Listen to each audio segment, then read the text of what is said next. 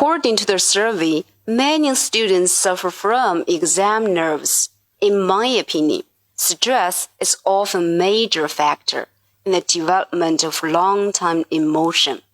If you want to get rid of this, you should improve your mental quality.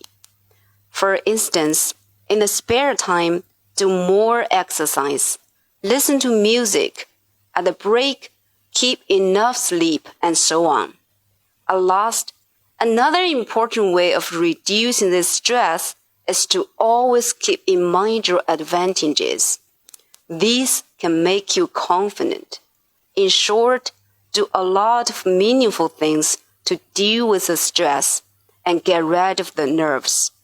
As teenagers, we not only need to ensure our physical health, but also mental health. Only in this way can we adapt to life better.